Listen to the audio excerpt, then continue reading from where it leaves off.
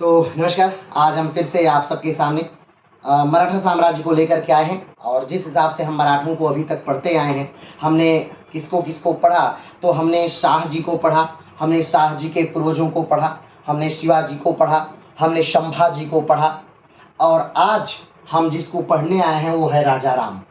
ठीक, लेकिन राजा राम को पढ़ने से पहले एक बार हम सरसरी निगाह से पीछे के बाकी के लोगों को बस देख लें। हाँ, हम उन पे कोई चर्चा नहीं करेंगे, लेकिन बस उन्हें सरसरी निगाह से एक बार हम देखते चले आएँ ताकि हमारा एक बार फिर से रिवीजन हो जाए। चलिए तो शुरू करते हैं। तो शाह जी, जिनके पूर्वज यानी मराठा जो हैं वो कहीं न कहीं राजस्थान से आए हैं। राजस्थान का जो उदयपुर वाला स्थान है वहाँ से मराठा आए हैं और आकर के भारत के पश्चिमी तट पर क्या हो गए, तो बस गए। ठीक, ये जो घटना है ये लगभग 6वीं से 8वीं शताब्दी के मध्य की बात है। कहा जाता है कि जो राजपूत हैं वो भी उसी समय में उनका उदय हुआ था, तो माना जाता है कि कहीं न कहीं जो मराठे हैं वो राजपूत ही हैं। अब बात आती है कि राजपूतों की उत्पत्ति के संदर्भ में, तो राजपूतों की उत्पत्ति में संदर्भ में वैसे अलग अलग इतिहासकारों का बहुत सारे अलग अलग ओपिनियन है। ठीक, लेकिन जो सबसे महत्वपूर्ण एक हमारा ग्रंथ है जिसे मनुस्मृति के नाम से जाना जाता है, जिसे विश्व का पहला कानूनी ग्रंथ कहा जाता है या भारत का पहला कानूनी ग्रंथ जिसे कहा जाता है, जिसे मनु संहिता के नाम से जानते हैं। तो मनु संहिता में लिखा गया है कि जो हिंद यमन कुषाण थे वही कहीं न कहीं राजपूतों का रूप ले लेते हैं, वही राजपूत बन जाते हैं। तो शाह जी के जो परिवार वाले हैं या जो पूर्वज हैं वो कहीं न कहीं यहीं से आकर के बसे हैं, यानी कि इन्हें राजस्थान के एरिया, उदयपुर के एरिया से आकर के बसे हैं। कहाँ पर, तो पश्चिमी घाटों पर। और धीरे धीरे वहाँ पर ये पश्चिमी घाटों पर जम जाते हैं। जो शाह जी हैं उनकी अगर बात करें तो वो जो अहमदनगर का साम्राज्य है उसमें वो अपनी सेवा देते हैं, अपने कार्य करते हैं। अगर बात करें कि मराठा शब्द, तो मराठा शब्द की जो उत्पत्ति हुई है वो महराठा शब्द से हुई है। महराठा का अर्थ होता है मरने के बाद हटने वाला। ठीक, अगर हम बात करें कि मराठा पहली बार किसकी सेना में रहे, लड़े या किसकी सेना में उन्होंने सेवा दिया सबसे पहले, तो बहमनी साम्राज्य में उन्होंने सबसे पहले सेवा दिया था। कहा जाता है कि बहमनी साम्राज्य की स्थापना जो हुई थी वो 1347 के लगभग हुई थी। हसन गंगू नामक व्यक्ति ने बहमनी साम्राज्य की स्थापना की थी। जब बहमनी साम्राज्य एक बड़ा साम्राज्य था 14वीं शताब्दी के लगभग, उस समय उत्तर भारत में जो था वो मोहम्मद बिन तुगलक का साम्राज्य चल रहा था। मोहम्मद बिन तुगलक यानी तुगलक साम्राज्य, जिसके संस्थापक गयासुद्दीन तुगलक थे। तो उन्हीं की हत्या करके कहा जाता है कि मोहम्मद बिन तुगलक यानी उनका पुत्र राजा बन जाता है। और जब वो राजा बनता है तो उसी के समय में भारत में कई जगह नए नए स्वतंत्र राज्यों का गठन होता है। उसी समय हरिहर बुक्का ने दक्षिण में विजयनगर साम्राज्य की स्थापना भी की थी और उसी समय बहमनी साम्राज्य की स्थापना भी होती। ठीक, तो जो विजयनगर साम्राज्य है वो कई भागों में, कई वंशों में राज्य करता है, जिसमें 4 वंश हैं, संगम, सुलुभ, तुलुभ, आरावीडु है। लेकिन आरावीडु राजवंश बहुत किसी तरह से चलता है। बहमनी राजवंश तो बहमनी बाद के समय में कई भागों में टूट जाता है। अलग अलग के जगह के जो राजा हैं, जो अलग अलग जगह के सूबेदार हैं, वो अपने आप को स्वतंत्र कर लेते हैं और बाद में शक्तिशाली राजा के रूप में उभरते हैं। तो उनमें जो जिन भागों में टूटा बहमनी साम्राज्य वो है बीजापुर, गोलकुंडा, अहमदनगर, बरार और बीदर, यानी कि 5 भागों में टूट जाता है बहमनी साम्राज्य। और धीरे धीरे बरार और बीदर कहीं न कहीं इन्हीं राजवंशों में विलीन हो जाता है। और जब शिवाजी का जन्म हो रहा है 1627 या 1630, 2 सन हम इसलिए बोल रहे हैं क्योंकि किन्हीं किन्हीं पुस्तकों में 1627 है और किन्हीं किन्हीं पुस्तकों में 1630 है, तो आप दोनों को ध्यान रखें। तो 1627 या 1630 में जब शिवाजी का जन्म होता है, उस समय दक्षिण में 3 शक्तिशाली राज्य हैं, बीजापुर, गोलकुंडा, अहमदनगर। शिवाजी के जो पिताजी हैं शाह जी, वो अपनी सेवा जो है वो बीजापुर के अंतर्गत दे रहे हैं। बीजापुर के से पहले शिवाजी के पिता जो शाह जी हैं वो अहमदनगर में अपनी सेवा देते थे। अहमदनगर से अगर पहले की बात करें तो अहमदनगर में वो शुरू से ही देते हैं, पहले की बात नहीं है। हाँ, अहमदनगर के कुछ समय बाद वो मुगलों के साथ भी अपनी सेवा दिए थे, जब मुगलों ने उन्हें 5000 की मनसबदारी दी थी, जब ये समय शाहजहां का शासनकाल था। लेकिन फिर मुगलों ने अपना ज़्यादा फायदा देकर शाह जी को निकाल दिया मनसबदारी से, और मलिक अंबर के बेटे को मनसबदारी प्रदान कर दी। इससे नाराज होकर शाह जी जो है वो आ जाते हैं, बीजापुर में सेवा देने लगते हैं।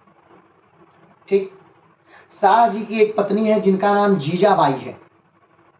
जीजाबाई शाह जी के साथ ही रहते हैं, लेकिन जब शाह जी द्वितीय विवाह, दूसरा विवाह करते हैं तो ये बात जीजाबाई को अच्छी नहीं लगती है, और शाह जी जीजाबाई को पूना की जागीर दे देते हैं, जो उन्हें उपहार स्वरूप कभी मिली थी। तो वहीं पर आकर के रहने लगती हैं जीजाबाई, और इसी पूना की जागीर में ही शिवाजी का क्या होता है, तो जन्म होता है। ठीक, कहाँ, कौन सा दुर्ग है, तो शिवनेरी दुर्ग में शिवाजी का क्या होता है, जन्म होता है 1627 या 1630 में। अब पूरी बात जो है वो कहीं ना कहीं शिवाजी पर आकर केंद्रित हो जाती है। क्यों? क्योंकि मराठा साम्राज्य के जो संस्थापक हैं वो शिवाजी महाराज ही हैं। तो अब हमारा पूरा फोकस शिवाजी महाराज पर आकर केंद्रित हो जाता है। तो शिवाजी महाराज अब धीरे धीरे बड़े हो रहे हैं। एक उत्साही बालक है, एक महत्वाकांक्षी बालक है, और शिवाजी का जो पालन पोषण है वो कहीं ना कहीं उनकी माता के द्वारा ही किया जाता है। माता की उनकी काफ़ी लंबी उम्र है। अगर देखा जाए तो शिवाजी जब अपना राज्याभिषेक करवाते हैं, 1674 की घटना है, उसके बाद उनके माताजी की मृत्यु होती है। तो उनकी माताजी काफ़ी लंबे समय तक अपने यानी शिवाजी काफ़ी लंबे समय तक मातृत्व स्नेह प्राप्त करते हैं। तो शिवाजी के जो गुरु थे वो दादा कोणदेव थे। कोणदेव कौन है, तो कोणदेव बीजापुर में मिलिट्री जनरल हैं, और कोणदेव अपना शिवाजी को अस्त्र शस्त्र विद्या चलाना भी सिखाते हैं, और शिवाजी के राजनीतिक गुरु भी। तो इस प्रकार से शिवाजी की धीरे धीरे शिक्षा दीक्षा प्रारंभ होती है। कहा जाता है कि 1646 में कोणदेव की मृत्यु हो जाती है, और कोणदेव की मृत्यु के बाद शिवाजी अपना राजनीतिक कैरियर शुरू कर देते हैं। यानी 1647 में शिवाजी अपना पहला दुर्ग भी क्या कर लेते हैं, तो जीत लेते हैं। अब शिवाजी दक्षिण की तरफ ज्यादा बढ़ते हैं, क्योंकि दक्षिण की तरफ हमने बताया था उस समय 3 राज्य हैं, बीजापुर, गोलकुंडा और अहमदनगर। ठीक, तो अहमदनगर का जो एरिया है ये क्या हो जाता है, तो ये जीत लिया जाता है। किसके द्वारा, तो शाहजहां द्वारा अहमदनगर का एरिया जीत लिया जाता है। अब मात्र 2 ही राज्य दक्षिण में हैं, बीजापुर और गोलकुंडा, और अब ये दोनों राज्य दक्षिण की तरफ बढ़ते हैं। लेकिन इस पे मराठा साम्राज्य को किसी प्रकार से उदय करवाते हैं क्या, शिवाजी। इतिहास में एक बात बहुत प्रचलित है कि बलिदान कभी व्यर्थ नहीं जाता। औरंगजेब से लड़ते हुए शिवाजी ने अपना पूरा जीवन दिया।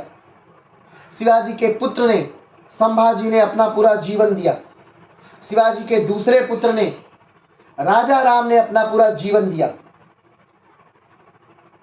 और कहीं न कहीं राजा राम के पुत्र ने भी, शिवाजी द्वितीय ने भी अपना पूरा जीवन दिया। और ये सारा जो जीवन था ये कहीं न कहीं मराठा साम्राज्य को स्थापित कर सका। तो इनकी कुर्बानियां व्यर्थ नहीं गई। मराठा साम्राज्य जब तक औरंगजेब था तब तक तो नहीं विस्तारित हो सका, लेकिन औरंगजेब की मृत्यु के बाद ही भारत का सबसे बड़ा साम्राज्य बन के मराठा साम्राज्य उभरा। और अगर बात करें तो 1760 तक मराठा साम्राज्य पूरे भारत का सबसे ताकतवर साम्राज्य और सबसे बड़ा साम्राज्य में से एक था। कहा जाता है कि 1660 तक, 1760 तक अटक से लेकर अफगानिस्तान से लेकर कटक यानी उड़ीसा तक मराठों का शासन था। अगर 1761 का युद्ध नहीं हुआ रहता, पानीपत का तृतीय युद्ध, तो कहा जाता है कि और जो अंग्रेज हैं वो भारत पर राज नहीं कर पाते। बड़ी अच्छी लाइन एक है इतिहास में कि 1761 पानीपत का तृतीय युद्ध ने ये नहीं बताया कि दिल्ली पर या भारत पर कौन राज्य करेगा, बल्कि 1761 के पानीपत के तृतीय युद्ध ने यह बताया कि दिल्ली पर या भारत पर कौन राज्य नहीं करेगा।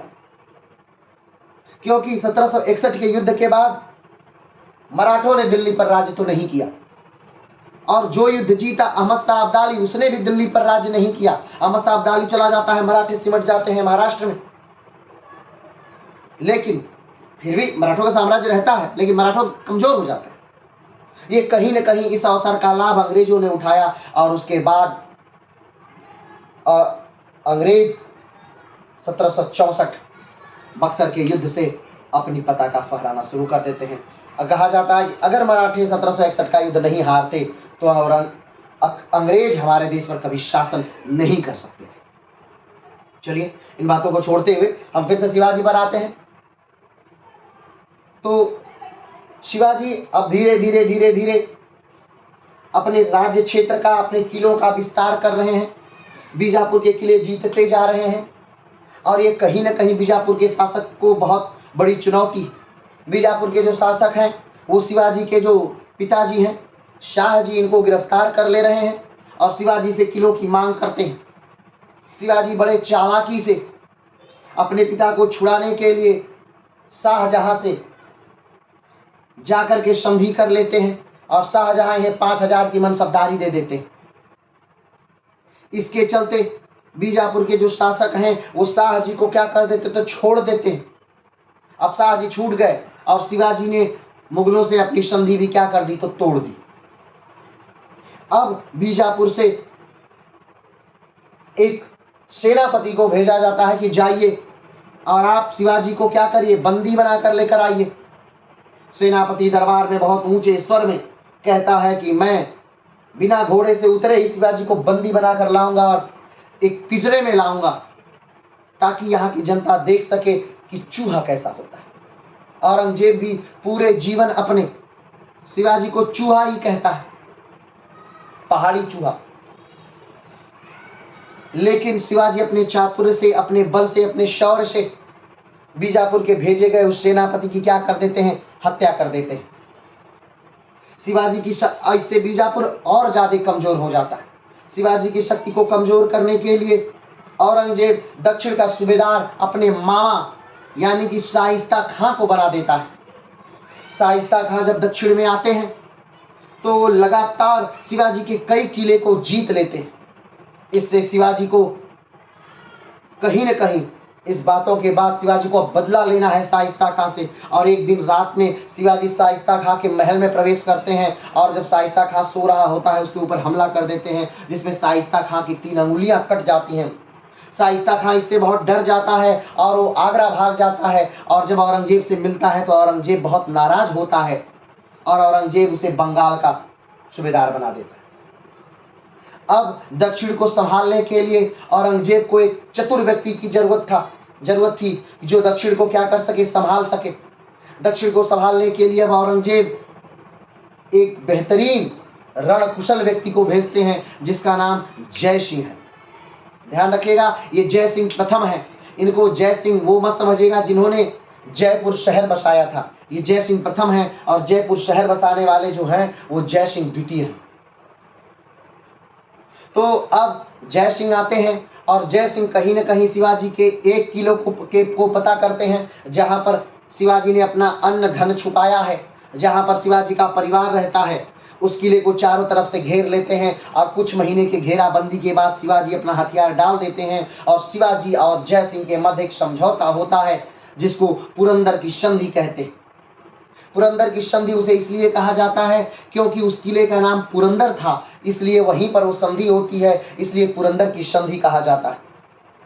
जय सिंह को लगभग 23 किला मिल जाता है, जो यानी औरंगजेब को मिल जाता है शिवाजी के द्वारा, और कहीं न कहीं एक समझौता करना पड़ता है। और जय सिंह अब शिवाजी को समझाते हैं कि अगर आप औरंगजेब से जाकर मिल लें तो हो सकता है औरंगजेब आपको दक्षिण का सूबेदारी दे दे, हो सकता है औरंगजेब आपको एक बड़ी सेना दे दे ताकि आप बीजापुर पर जाकर आक्रमण कर सके। शिवाजी को लगता है कि हाँ, हो सकता है औरंगजेब से ये कुछ चीज़ें मुझे मिल जाए। शिवाजी अपने दरबार में जाते हैं और उनके दरबार में ये निश्चय किया जाता है कि ठीक है, शिवाजी को जाना चाहिए और जाकर के औरंगजेब से ये अनुमति ले लेनी चाहिए कि दक्षिण भारत में हम लगभग सारे राज्यों से चौथा और सरदेशमुखी ले सकें। चौथा और सरदेशमुखी क्या है? तो चौथा और सरदेशमुखी मराठों द्वारा लिया जाने वाला कर है। तो कहेंगे ठीक है, ये वो समय है जब 65 में यानी 1665 में पुरंदर की संधि होती है और 1666 में शिवाजी निकलते हैं यहाँ से। कहाँ के लिए? तो आगरा के लिए जाकर के औरंगजेब से मिलने के लिए। औरंगजेब उन्हें 1 लाख का रास्ते का खर्च भी देता है, 1 लाख रुपए देता है रास्ते के खर्च के लिए। रास्ते में पत्र भी होता है, बात व्यवहार भी होती है। पत्र में औरंगजेब लिखता है कि आप घबराइए नहीं, आपको यहाँ आने पर राजकीय सम्मान दिया जाएगा। मैं आपके सम्मान में एक वस्त्र राजशाही पोशाक भिजवा रहा हूँ, उसे आप पहनिए और यहाँ से आने के बाद आपको वापस अपने परिवार में जाने दिया जाएगा। शिवाजी अकेले नहीं जा रहे हैं, शिवाजी अपने पुत्र संभाजी को भी ले जा रहे हैं और अपने भाई हीरोजी को भी ले जा रहे हैं। ये तीनों लोग जाते हैं औरंगजेब के दरबार में। औरंगजेब उस समय गद्दी पर बैठा है, उसका जन्म दिवस का समारोह चल रहा है। बाकी सारे लोग लाइन से खड़े हैं, सब लोग कुछ न कुछ औरंगजेब को उपहार दे रहे हैं और औरंगजेब के पास जाकर शिवाजी उन्हें 3 बार सलाम करते हैं और उसके बाद अपना नजराना पेश करते हैं। औरंगजेब अपने अर्दली को बुलाकर उसके कान में कुछ कहता है और शिवाजी को अर्दली औरंगजेब का ला करके तीसरे श्रेणी के मनसबदारों के बीच शिवाजी को खड़ा कर देता है। शिवाजी को इस बात से बहुत नाराजगी होती है और शिवाजी जोर जोर से चीख करके राम सिंह से बात करने लगते हैं। अभी राम सिंह कौन है? तो राम सिंह जो है और राजा जय सिंह के क्या हैं? तो पुत्र हैं। राजा जय सिंह ने शिवाजी के सुरक्षा की जिम्मेदारी राम सिंह को ही दिया था। अब बात करने लगते हैं तो शिवाजी जब बहुत तेजी से बात होने लगती है, शोरगुल होने लगता है, तो उधर से औरंगजेब पूछता है कि क्या हुआ? राम सिंह बड़ा कूटनीति भरा जवाब देते हैं कि ये शेर जंगल का जानवर है, उसे यहाँ की गर्मी बर्दाश्त नहीं हो रही है। क्षमा करें बादशाह, ये महाशय दक्कन से आए हैं और इनको शाही दरबार के नीति नियम नहीं पता है। औरंगजेब कहता है ठीक है, कोई बात नहीं, इन्हें बगल वाले कमरे में ले जाइए और इत्र का छिड़काव कीजिए। जब ये ठीक हो जाए तब इनके रहने के आवास यानी जयपुर सराय में इनके रहने की व्यवस्था थी, वहां लेके इन्हें जाइए। राम सिंह वैसा ही करते हैं, इनको जयपुर सराय में छोड़ दिया जाता है। जब शिवाजी अपने रहने वाले स्थान पर पहुंचते हैं, कुछ ही देर में वहां फोर्स आ जाती है, सेना आ जाती है। यानी अब ये देखा जाए तो शिवाजी को बंदी बना लिया गया है। वहां से किसी प्रकार शिवाजी निकलते हैं। लवी पूरी कहानी हमने बताया है किस प्रकार से निकलते हैं पीछे वाले वीडियो में। वहां से शिवाजी निकलते हैं और निकल करके भाग करके फिर से आ जाते हैं। शिवाजी फिर से उसी प्रकार से उत्पात मचाना दक्षिण में शुरू कर देते हैं। दक्षिण के किलों को फिर से जीतना, मुगलों को परेशान करना शुरू कर देते हैं। इससे फिर से औरंगजेब दुखी होता है और अब वो दक्षिण का सूबेदार बना के भेजता है यशवंत सिंह को। यशवंत सिंह भी नीति निपुण व्यक्ति हैं। वो औरंगजेब और शिवाजी का समझौता करवा देते हैं। ये 1668 की घटना है और इस घटना में, इस संधि में औरंगजेब ये स्वीकार भी कर लेता है कि ठीक है, शिवाजी मराठा साम्राज्य के राजा हैं और 5000 की मनसबदारी भी शिवाजी को देता है। लेकिन शिवाजी नहीं लेते हैं और कहते हैं कि ये मनसबदारी हमारे आप बेटे को दे दीजिए। तो संभाजी को 5000 की मनसबदारी भी दी जाती है। अब शिवाजी और औरंगजेब के मध्य संधि हो गई है। ये 1668 की घटना है, ध्यान रखिएगा। तो 68 में संधि चलती है, 69 में संधि चलती है, लेकिन 70 में संधि टूट जाती है। और इसका मेन कारण है कि जो औरंगजेब का पुत्र है उसे अब गद्दी चाहिए। क्यों? क्योंकि अब उसकी उम्र काफी ज्यादा हो गई है, 50 साल हो गई है और अभी तक वो गद्दी नहीं पाया है। बहादुर शाह के नाम से वही दिल्ली का सुल्तान बनेगा औरंगजेब की मृत्यु के बाद, यानी 1707 में वही राजा बनेगा। तो बहादुर शाह जो है वो दक्कन में आकर रहने लगता है। अब जब बहादुर शाह यानी औरंगजेब का पुत्र दक्कन में आकर रहने लगता है और वो विद्रोही है, तो इससे औरंगजेब बहुत डर जाता है। औरंगजेब को लगता है कि ये शिवाजी मेरे पुत्र को अपने पक्ष में मिला करके मेरे खिलाफ कोई साजिश कर रहे हैं और कहीं न कहीं ये मुझे मेरी गद्दी से, मेरे सिंहासन से हटाना चाहते हैं। ये सब सोचकर औरंगजेब बहुत घबरा जाता है और जो बरार की जागीर दी गई थी शिवाजी को 1668 की संधि के समय, वो वापस ले ली जाती है। अब यानी वापस लेने का अर्थ ये हो गया कि संधि टूट गई, कारण औरंगजेब का पुत्र। अब इस बात से शिवाजी बहुत ज़्यादा क्या हो गए, नाराज हो गए। ध्यान दीजिएगा, अब एक बार शिवाजी सूरत को लूट चुके हैं। कब लूटे थे? तो 64 में। उसी लूट के बाद औरंगजेब ने दक्षिण का सूबेदार राजा जय सिंह को बना के भेजा था और पुरंदर की संधि हुई थी। और 66 में शिवाजी आ गए थे मिलने के लिए औरंगजेब से। 68 में फिर से संधि हो गई है और 70 में फिर से संधि टूट गई। 1670 की बात है, 70 में फिर से संधि टूट गई और 70 में ही 1670 में ही और जो शिवाजी हैं वो सूरत को दोबारा फिर से लूटते हैं। ये काफ़ी बड़ा नरसंहार भी है। सूरत को जलाया भी जाता है, निर्दोषों को मारा भी जाता है, बहुत सारी घटनाएं होती हैं। अब आगे बढ़ते हैं 57 में। 57 में एक और घटना होती है। 1657 में शिवाजी के जो पुत्र हैं संभाजी, इनका जन्म 57 में ही होता है।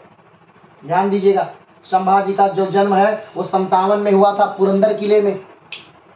ठीक, आगे बढ़ते हैं। अब जो है शिवाजी और औरंगजेब के बीच एकदम द्वंद्व, एकदम आमने सामने की लड़ाई हो गई है। अब 1674 में शिवाजी अपना राज्याभिषेक करवाते हैं, लेकिन उनकी माँ की क्या हो जाती है, मृत्यु हो जाती है। अब इस बात से शिवाजी दुखी हो जाते हैं और उन्हें लगता है कि ये जो राज्याभिषेक था ये अशुभ था। तो 1674 में शिवाजी दोबारा राज्याभिषेक करवाते हैं और दोबारा राज्याभिषेक जो शिवाजी करवाते हैं वो निश्चलपुरी ब्राह्मण के द्वारा करवाते हैं, तांत्रिक विधि से। 1674 का समय है। निश्चलपुरी ब्राह्मण नामक ब्राह्मण उनका तांत्रिक विधि से राज्याभिषेक करता है और 1674 में ही शिवाजी उपाधि लेते हैं। वैसे तो पहले राज्याभिषेक में ही शिवाजी उपाधि ले चुके हैं। कौन सी? तो छत्रपति की उपाधि ले चुके हैं, सभापति की उपाधि ले चुके हैं शिवाजी। और इसी के बाद से यानी 1674 के बाद से ही शिवाजी को छत्रपति कहा जाएगा। छत्रपति शिवाजी महाराज के नाम से जाना जाता है 74 के बाद से। यानी अभी कोई बहुत बड़ा क्षेत्र शिवाजी के अंडर में नहीं है। महाराष्ट्र का कोस्टल एरिया सिर्फ वही अभी शिवाजी के क्षेत्र में है। हाँ, थोड़ा जिंजी वाला क्षेत्र भी कहीं ना कहीं बाद में शिवाजी क्या करेंगे, जीत लेंगे। फिर उसके बाद शिवाजी क्या करते हैं, तो अब धीरे धीरे शिवाजी को अपना राज्य का क्या करना है, विस्तार कराना है। राज्य का अपने विस्तार करना है तो शिवाजी अपने ही सगे संबंधी बंकोजी जो हैं उन पर क्या कर देते हैं, आक्रमण कर देते हैं। जो उनके पिता के दूसरी पत्नी के लड़के हैं उन पर आक्रमण कर देते हैं बीजापुर और गोलकुंडा की सहायता लेकर के, और उनको हरा देते हैं। और बीजा और गोलकुंडा से कहा जाता है कि आपको बराबर बराबर जो लूट का माल है वो दिया जाएगा। लेकिन जब लूट कर आते हैं अपने ही भाई को शिवाजी, तो बीजापुर और गोलकुंडा को उनका धन देने से क्या कर देते हैं, तो मना कर देते हैं। तो इस समय राजनीति सिर्फ जो चल रही है वो सिर्फ अपने राज्य को बढ़ाने, विस्तार करने की राजनीति है। यहाँ अपनों की राजनीति नहीं चल रही है, यहाँ धर्म की राजनीति नहीं चल रही है। यहाँ सिर्फ अपने साम्राज्य को विस्तारित करने की राजनीति चल रही है। इसे और किसी रूप में नहीं देखा जाना चाहिए कि कोई धर्म के रूप में लड़ रहा है, कोई धर्म के संरक्षक के रूप में लड़ रहा है, कोई ऐसे नहीं, ऐसा कुछ नहीं है। आगे बढ़ते हैं। अब समय धीरे धीरे धीरे धीरे करीब आता है और राजा राम जो हैं शिवाजी के पुत्र हैं। अगर शिवाजी के पुत्रों और पत्नियों की बात करें तो शिवाजी जो हैं इनकी कुल 8 पत्नियां हैं। जो पहली पत्नी है शईबाई निम्बालकर हैं, दूसरी पत्नी है सोयराबाई मोहिते हैं, तीसरी पत्नी है शकवरबाई गायकवाड़ हैं, चौथी पत्नी शगुड़ाबाई शिंके हैं, पांचवी पत्नी पुतलीबाई पालकर हैं। जो पुतलीबाई पालकर हैं ये शिवाजी की मृत्यु के बाद यही सती हुई थी। और आप कमेंट बॉक्स में ये बताएंगे कि सती प्रथा का पहला साक्ष्य कहाँ मिला था। और सती प्रथा को कब बैन किया गया और किसने बैन किया। आगे बढ़ते हैं। अगली पत्नी काशीबाई जाधव हैं, उसके बाद लक्ष्मीबाई विचारे हैं, अगली हैं गुणवंताबाई इंगले। शिवाजी की 8 पत्नियां हैं कुल, लेकिन जो सोयराबाई मोहिते हैं यानी राजा राम की माता, इन्हें महारानी का खिताब दिया गया था। ठीक है, आगे बढ़ते हैं। अब सईबाई निम्बालकर के देख रहे हैं आप, 1 पुत्र और 2 पुत्रियां हैं, यानी संभाजी, रानूबाई और सखूबाई। सईबाई निम्बालकर की 3 बच्चे, संभाजी, रानूबाई, सखूबाई।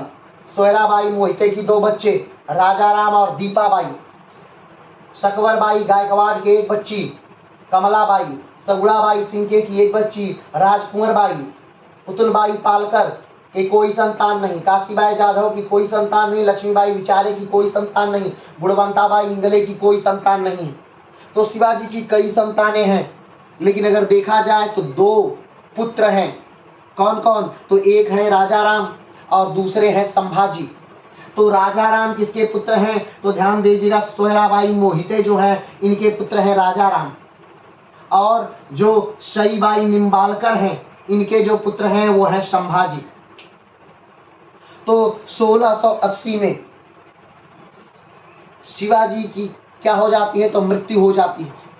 कहीं न कहीं आरोप लगता है, आज भी इतिहासकारों में काफ़ी ज़्यादा मतभेद है। कुछ इतिहासकार कहता मानना है कि शिवाजी को जहर दिया गया था। तो किसके द्वारा जहर दिया गया था? तो सोयराबाई मोहिते ने, जो उनकी पत्नी यानी राजाराम की जो माँ है, उन्होंने जहर दिया था, क्योंकि वो चाहती थी कि राजाराम को गद्दी दी जाए और शिवाजी ने कहीं न कहीं संभाजी का राज्याभिषेक कर दिया था। इतिहासकारों में तो इस बात पर भी विवाद है कि कुछ इतिहासकार मानते हैं कि संभाजी अयोग्य थे और शिवाजी ने इनको बंदी बना दिया था, बंदी बना के जेल में डाल दिया था जब शिवाजी मरने वाले थे। तो जब शिवाजी की मृत्यु हो गई तब कहीं न कहीं किसी की सहायता से संभाजी जेल से छूटे, और कहने के लिए भी कहा जाता है कि राजा राम ने ही शिवाजी के मृत्यु के बाद उन्हें मुखाग्नि दी और राजा राम ने अपना राज्याभिषेक करवाया। लेकिन फिर 1680 से लेकर 1681 तक राज्याभिषेक यानी उत्तराधिकार का युद्ध चलता है। किसके किसके में? तो एक तरफ है सोयराबाई मोहिते और दूसरी तरफ है संभाजी। इन दोनों का अलग अलग गुट है और दोनों में युद्ध चल रहे हैं, और फाइनली संभाजी क्या होते हैं? तो जीत जाते हैं। कहा जाता है कि संभाजी ने, ये भी देखिए अभी हम जो भी बातें बोल रहे हैं अभी इस पर हमने बताया कि इतिहासकारों का अलग अलग मत है। संभाजी जो हैं, कहा जाता है कि ये सोयराबाई को क्या दिए हैं? तो जहर दिए हैं। माना जाता है कि सोयराबाई को संभाजी ने क्या दे दिया था? तो जहर दे दिया था।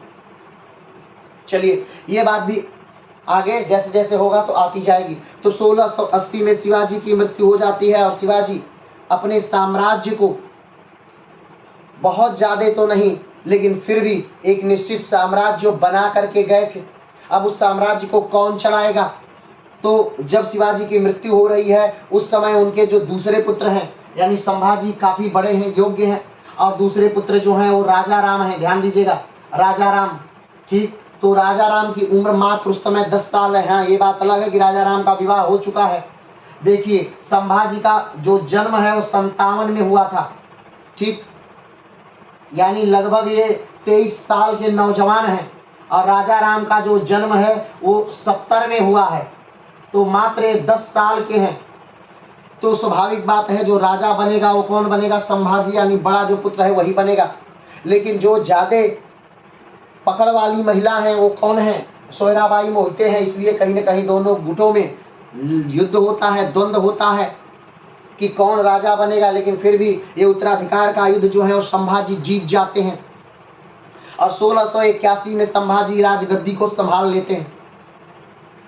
संभाजी धीरे धीरे अपने राज्य का विस्तार भी करते हैं, कुछ लड़ाइयाँ भी जीतते हैं, लेकिन कहीं न कहीं वो समर्थन करते हैं किसका? तो बहादुर शाह का। और बहादुर शाह कौन है? तो जिसकी वजह से 1670 का जो संधि, 1668 का जो संधि था वो 1670 में टूट चुका था, ये बहादुर शाह वही है। तो औरंगजेब फिर से इनसे नाराज होता है, काफ़ी ज़्यादा नाराज होता है, और इनके ही एक बहुत विश्वास पात्र सेनापति जो हैं संभाजी के, वो इन्हें धोखा दे देते हैं। और जब संभाजी की थोड़ी सी फौज यानी 200 के लगभग फौज एक मंदिर के पास अपना डेरा डालकर महाराष्ट्र में बैठी हुई है। तभी एक गुप्त रास्ते से वो मुगलों की 5000 की सेना लेकर के आ जाते हैं और यहाँ पर युद्ध होता है और संभाजी क्या कर दिए जाते हैं, तो मार दिए जाते हैं। इतनी आसानी से वैसे संभाजी को नहीं मारता है औरंगजेब। कहा जाता है पहले उनकी आंखें निकालता है, उनके नाक काटता है, उनके कान काटता है, उनके हाथ काटता है, उनके पैर काटता है और उसके बाद संभाजी को मारता है। संभाजी के साथ वो उनके जो परम मित्र हैं कवि कलश, उनको मारता है और बहुत सारे और सेनापति हैं जो उनको मारा जाता है। तो ये मृत्यु जो थी वो बहुत दर्दनाक है।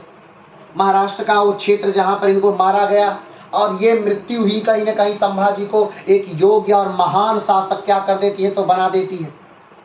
एक महान शासक, योग्य शासक के तौर पर संभाजी को क्या कर देती है, स्थापित कर देती है। आगे बढ़ते हैं। इसके बाद क्या होता है, क्या घटनाएं घटती हैं। तो अब संभाजी जो है वो मर चुके हैं और संभाजी का जो पुत्र है, संभाजी का भी एक पुत्र है जिनका नाम साहू जी है। तो साहू जी को जुल्फिकार नामक एक सेनापति है, वो साहू जी को यानी संभाजी के पुत्र साहू जी को और उनके परिवार के बहुत सारे सदस्यों को कैद करके लेकर के आ जाता है दिल्ली। ये 1689 की ही घटना है और दिल्ली में उनको क्या कर देता है, तो जमा कर देता है औरंगजेब के पास। और औरंगजेब साहू जी महाराज को अपने पास रख लेता है। साहू जी महाराज 1689 से लेकर के 1707 तक शिवाजी के कब्जे में रहते हैं।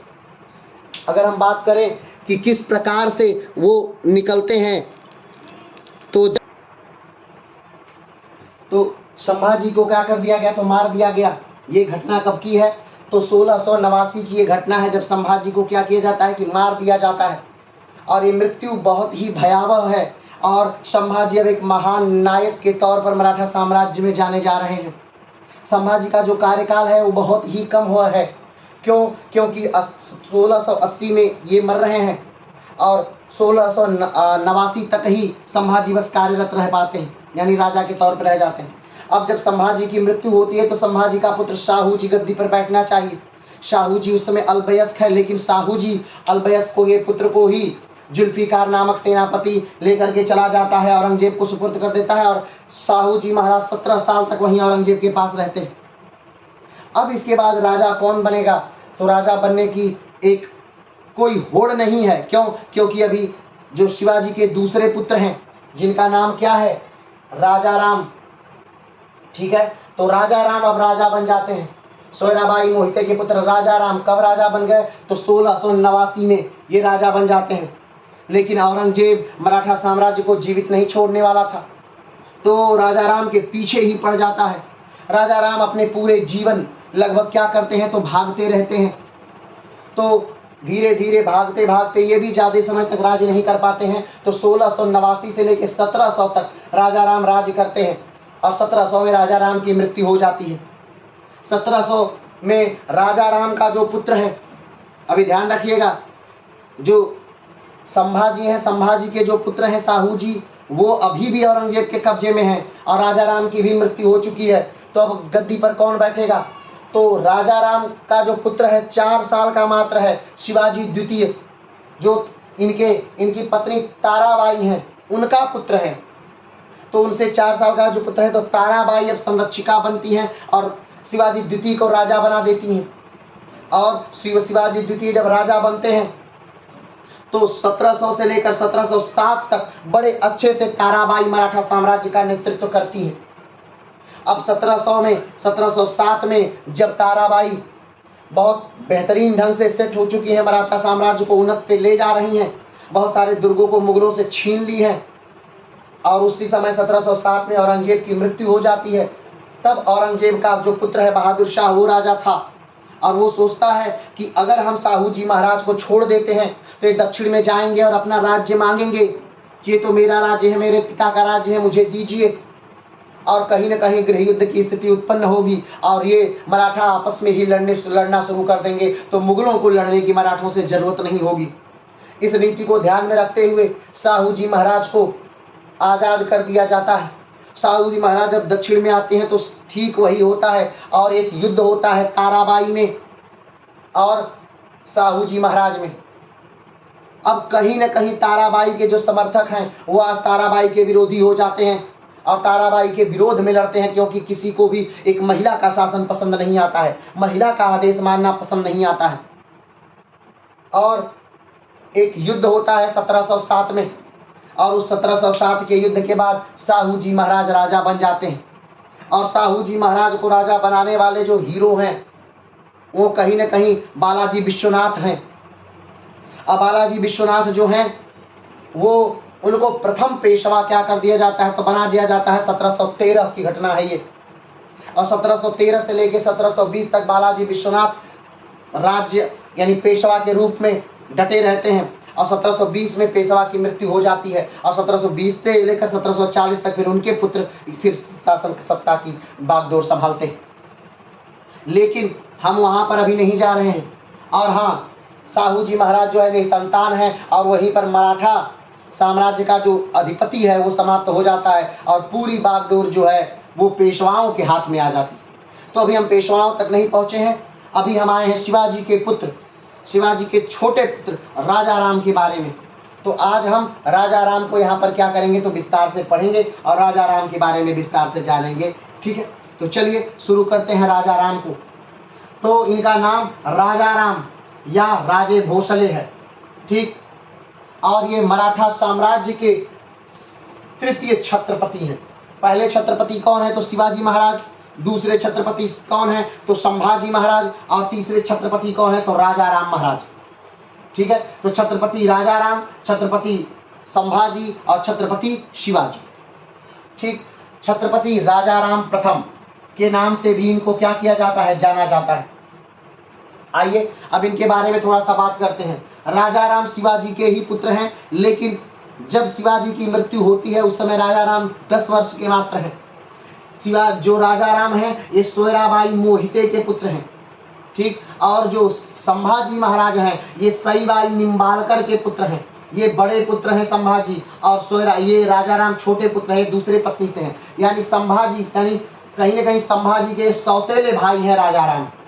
ठीक, तो संभाजी के हत्या के बाद जब 1689 में संभाजी की हत्या हो जाती है, तब सर्वसम्मति से राजा राम को क्या बना दिया जाता है, तो मराठा साम्राज्य का छत्रपति नियुक्त कर दिया जाता है। इनको उत्तराधिकार का कोई युद्ध नहीं लड़ना पड़ता है, क्योंकि राजा बनने के लिए और कोई है ही नहीं मराठा साम्राज्य में।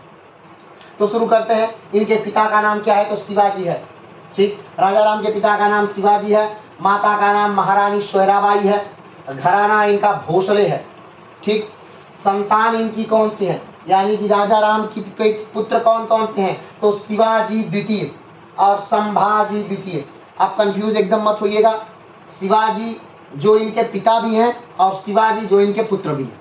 ठीक है, तो शिवाजी द्वितीय राजा राम के पुत्र हैं और शिवाजी प्रथम राजा राम के पिता हैं।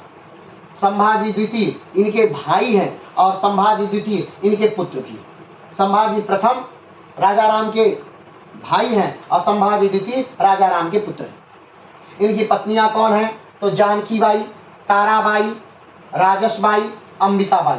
और ये जो ताराबाई हैं, राजा राम की मृत्यु के बाद जब राजा राम की मृत्यु होती है 1700 में, तब यही ताराबाई अपने पुत्र शिवाजी द्वितीय को लेकर के शासन करती हैं। 1700 से लेकर 1707 तक औरंगजेब की मृत्यु तक ये शासन करती हैं, जब तक कि साहू जी महाराज को छोड़ नहीं दिया जाता और साहू जी महाराज आकर इनसे युद्ध नहीं कर लेते हैं खेड़ा का।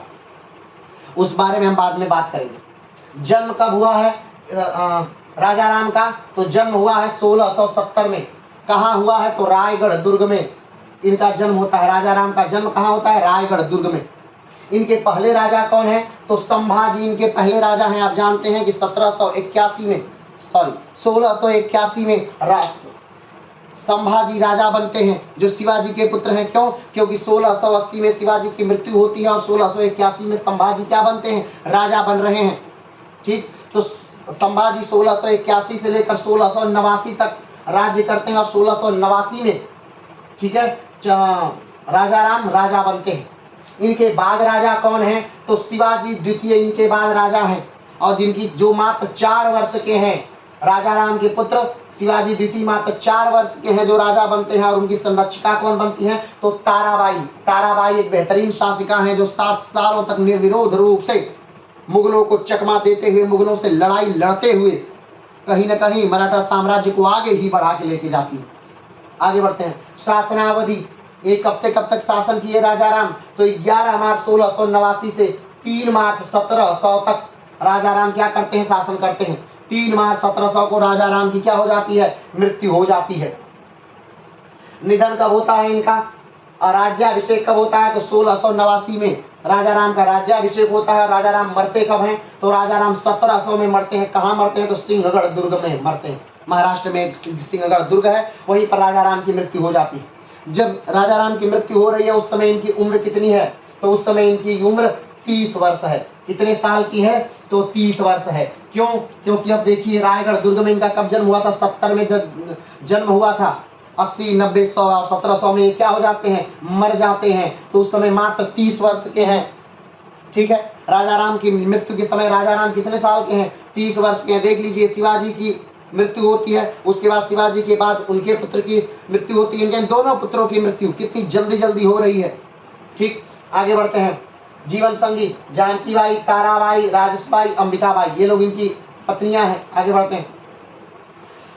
राजा राम राजे भोसले मराठा साम्राज्य के संस्थापक छत्रपति शिवाजी के छोटे पुत्र थे तथा संभाजी के सौतेले भाई थे। इस बात पर हमने बात कर ली है कि राजा राम जो हैं वो किसके पुत्र हैं? तो शिवाजी के पुत्र हैं, छोटे पुत्र हैं। किसके पुत्र हैं? सोयराबाई मोहिते के पुत्र हैं। जब शिवाजी की मृत्यु होती है उस समय राजा राम मात्र 10 वर्ष के होते हैं। हाँ, ये बात अलग है कि उस समय उनका विवाह हो चुका था। उनके विवाह के लगभग कुछ हफ्ते बाद ही शिवाजी की मृत्यु हो जाती है। आगे बढ़ते हैं। राजा राम 1689 में मुगल साम्राज्य के शासक औरंगजेब के द्वारा संभाजी की हत्या कर दिए जाने के बाद मराठा साम्राज्य के तृतीय छत्रपति बन जाते हैं।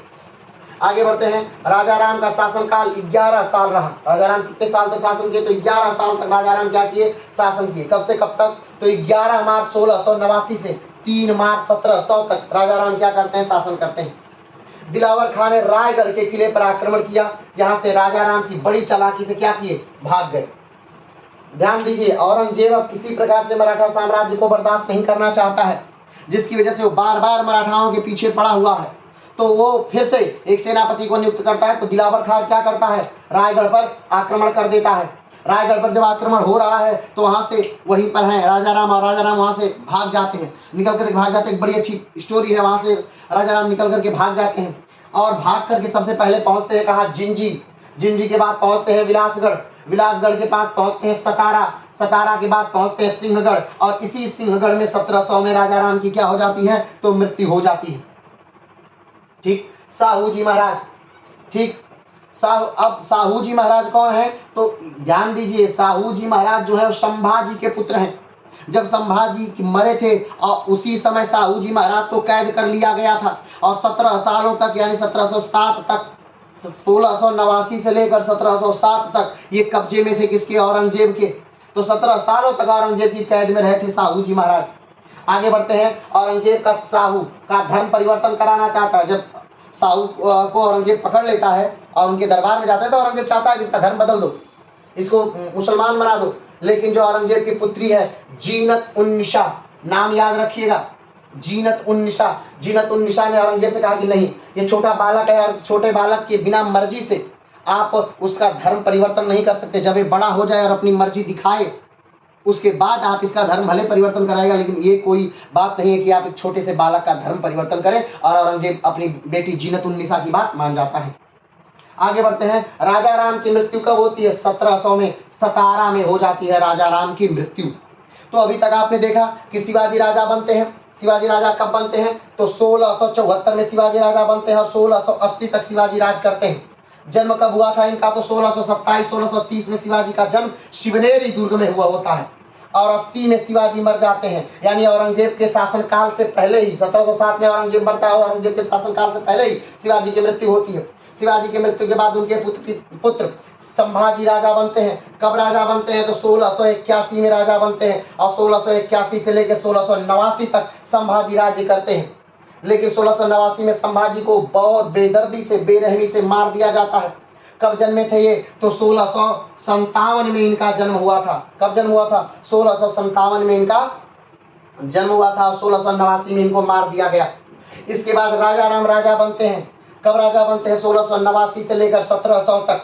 और राजा राम की मृत्यु भी 1700 में हो जाती है। ध्यान रखिएगा, 1689 1700 तक राजा राम की मृत्यु भी 1700 में हो जाती है।